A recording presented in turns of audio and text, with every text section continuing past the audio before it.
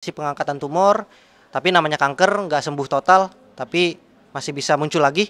Akhirnya setelah cek itu muncul lagi, akhirnya harus dilakukan kemo. Nah,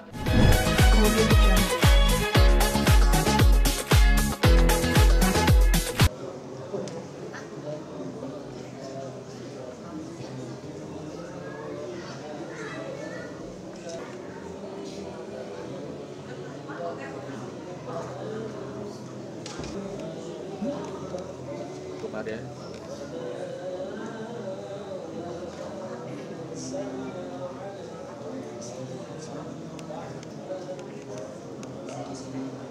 Pak, Bu ya.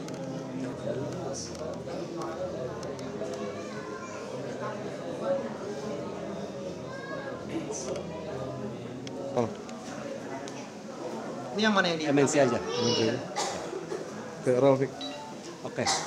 Bang, pertama-tama kita turut berduka cita Bang atas berpulangnya Bapak Rahmatullah Bang.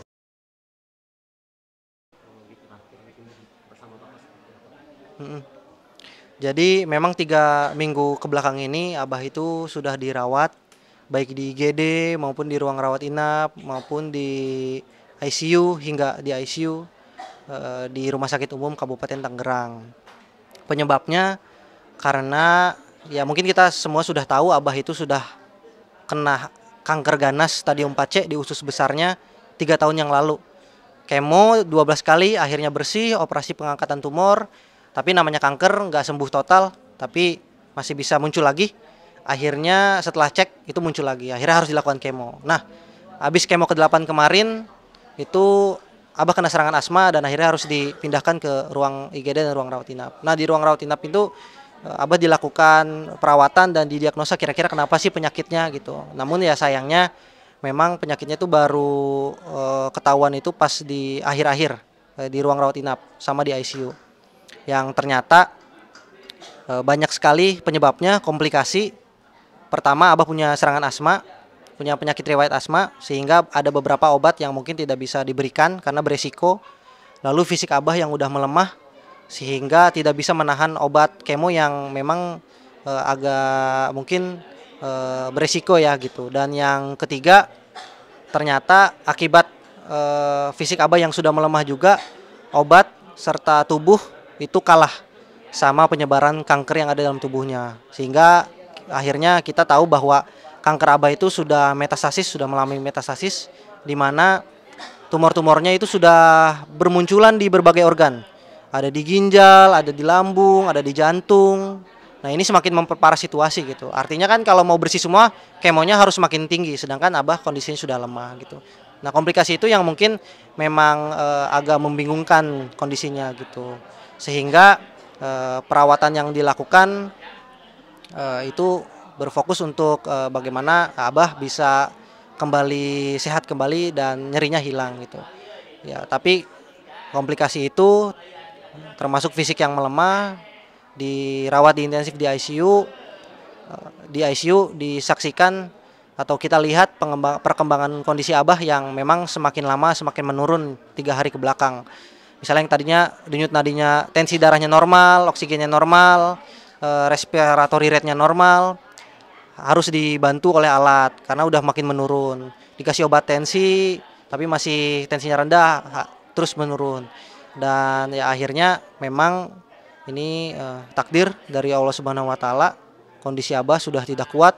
Walaupun jiwanya sangat kuat, saya jadi bukti nyatanya sendiri bagaimana Abah waktu dirawat infus dicabut, kabur dari kasur karena semangatnya dia untuk melawan kanker-kanker atau penyakitnya gitu. Tapi ya sayang, namanya semangat kalau tidak dibarengi oleh tubuh yang kuat, akhirnya ya kalah juga gitu ya. Hingga pada akhirnya tadi jam 5.21 saya mendampingi Abah untuk mengembuskan nafas terakhirnya gitu.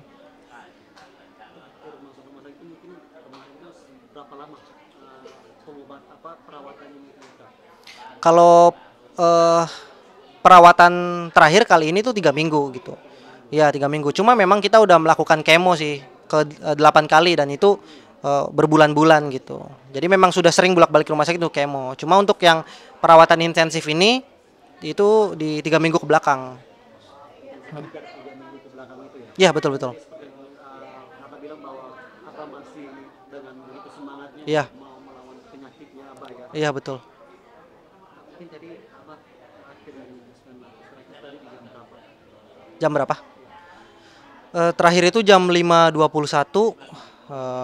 Saya kebetulan diberikan kesempatan sama tim rumah sakit untuk menemani Abah kira-kira mungkin 30 menit sebelumnya. Jadi Abah memang kondisinya udah menurun banget. Kita dikasih tahu rumah sakit ya mungkin ini waktunya memberikan semangat dan doa. Akhirnya kita ngobrol diskusi sama keluarga, saya aja yang nemenin gitu. Karena kebetulan kalau di ICU kan nggak boleh banyakan gitu. Akhirnya saya yang nemenin. Jadi selama 30 menit Abah tenang. Abah ya yang paling sedih banget ada genangan air mata di sekitar matanya gitu.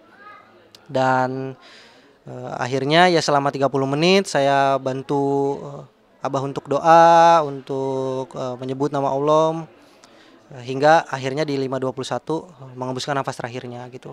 Ditandai dengan detak jantung yang udah nggak ada gitu. Itu tadi kata sendiri ya, jadi sama-sama dengan Abah ya. Iya betul betul. Mungkin ke belakang kita coba kita flashback ke belakang mungkin sebelum Abah sakit atau sudah ada tanda-tanda keluar dari Abah untuk keluarga komunikasi seperti apa? Tanda-tanda apa maksudnya? Maksudnya komunikasi sebelum Abah akhirnya sakit parah mungkin ada pesan-pesan terakhir yang sudah diberikan pihak keluarga mungkin seperti apa? Oh, sebenarnya banyak sih pesan-pesan untuk keluarga.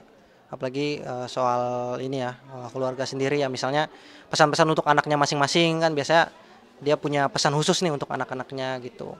Tapi yang paling berkesan itu sebenarnya pas kemarin dirawat gitu. Karena ada satu momen di mana memang Abah waktu itu masih responsif, masih kondusif, tapi memang sudah sangat lemah. Beliau menginginkan anak-anaknya untuk kumpul gitu. Akhirnya anaknya kumpul, istrinya juga menemani dan di situ Abah menyampaikan ini kalimat persis dari Abah Komar, jangan sampai kalian kayak gini gitu. Sambil memperlihatkan infusannya apa segala macam dan yang kami tangkap adalah ya kita sebagai keluarga atau bahkan bukan keluarga aja tapi cucu-cucu Abah juga jangan sampai akhirnya harus menjalani perawatan seperti yang Abah lakukan gitu.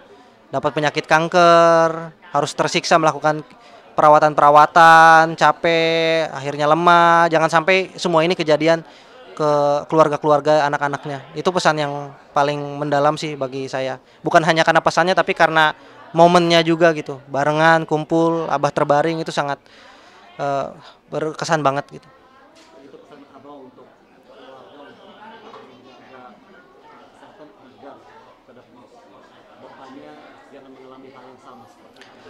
Iya betul, harus jaga kesehatan, pokoknya jangan sampai kena kanker lah walaupun memang katanya kan kanker itu penyakit yang ada di semua orang kan. Tapi kan bagaimana aktifnya kapan dan bahayanya kapan kan kita nggak tahu. Tapi pasti ada upaya-upaya yang bisa dilakukan dan itu yang Abah tekankan kepada anak-anak dan istrinya. Makannya jangan sembarangan, olahraganya cukup, istirahat jangan dilupakan dan upaya-upaya seperti kolonoskopi dan lain sebagainya, cek-cek walau saat umur udah agak lanjut itu harus dilakukan. Jangan sampai kelewatan lagi, jangan sampai kecolongan lagi kayak Abah gitu. Keluarga sendiri nih melihat sosok Abah menjadi ayah juga sebagai inspirasi dalam hidupnya seperti apa? Bisa dijelaskan? Bagi saya pribadi ya Abah Komar adalah ayah yang terbaik sih. Bukan ya ini menurut saya sih bukan penilaian yang subjektif karena memang Abah Komar satu bukan hanya memberikan contoh dari ucapannya tapi dari tindakan-tindakannya, dari bagaimana dia menyebarkan prinsip-prinsip dia ke anak-anaknya, seperti misalnya harus jadi orang yang membahagiakan. Jadi apapun pekerjaannya bahkan pelawak bukan membahagiakan karena pekerjaan tapi memang pekerjaannya membahagiakan. Prinsip-prinsip seperti harus buat orang tersenyum, harus bantu orang lain tanpa memikirkan apa yang mereka lakukan kepada kita. Lalu bagaimana dia membangun ya rasa kekeluargaan dan mungkin mendidik anak-anaknya. Sebuah sosok yang sangat luar biasa. Ya misalnya contoh waktu dekat ini aja saat mengalami perawatan kanker kan bagaimana dia semangat, tetap semangat, 3 tahun lamanya melawan kanker ganas stadium 4C kan bagi saya mungkin ya Superman mungkin juga garuk-garuk kepala gitu. Karena bukan hal yang sepele menahan rasa sakit untuk terus maju,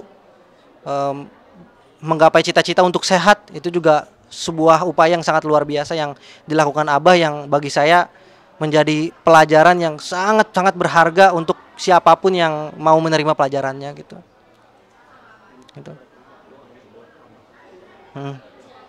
Ya saya pribadi, keluarga, ya, pertama-tama mungkin ingin minta maaf dulu atas segala salah dan kehilafan Abah yang mungkin disengaja ataupun tidak disengaja dilakukan kepada pemirsa atau cucu-cucu Abah.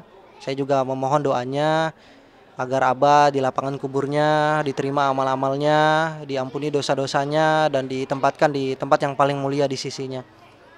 Itu doa yang terbaik yang bagi saya, keluarga juga akan terus mendoakan selamanya gitu.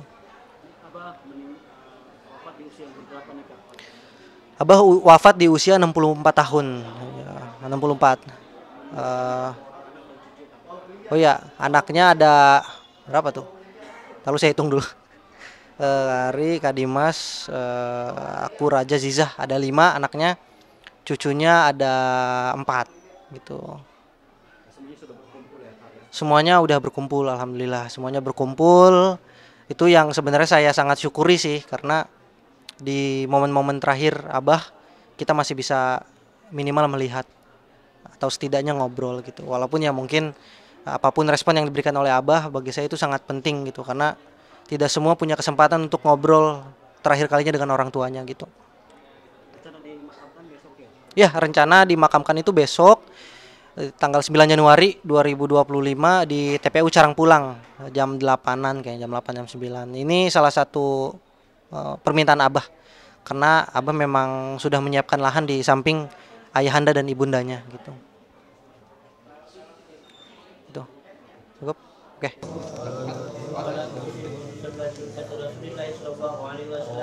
Sayyidatina Khadijatul Kubra wa Sayyidatina Aisyah Ridha wa Sayyidatina Fatimah. Alhamdulillah khusus dan sultanul auliya Sayyidina Syekh Abdul